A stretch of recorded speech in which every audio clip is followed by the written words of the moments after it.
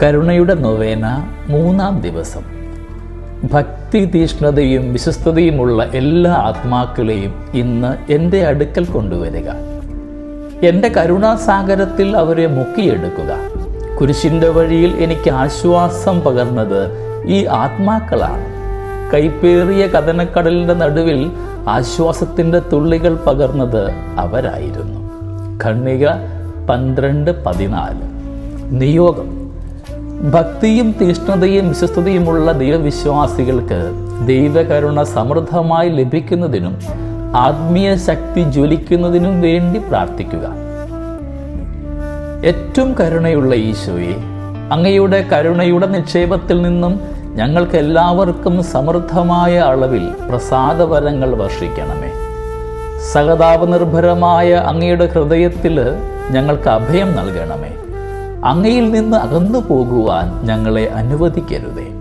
സ്വർഗസ്ഥനായ പിതാവിനോടുള്ള സ്നേഹത്താൽ അതിതീഷ്ണമായി ജ്വലിച്ചുകൊണ്ടിരിക്കുന്ന അങ്ങയുടെ ഹൃദയത്തെ പ്രതി ഈ അനുഗ്രഹം ഞങ്ങൾ അങ്ങയോട് യാചിക്കുന്നു. നിത്യനായ പിതാവേ, വിശ്വാസികളുടെ ആത്മാക്കളുടെ മേൽ കരുണാർദ്രമായ അങ്ങയുടെ നോട്ടം പതിക്കണമേ. അവർ അങ്ങയുടെ പുത്രന്റെ അനന്തരാവകാശികളാണല്ലോ.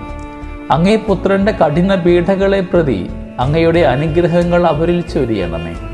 അങ്ങയുടെ നിരന്തരമായ സംരക്ഷണം അവരോടു കൂടെ ഉണ്ടായിരിക്കട്ടെ.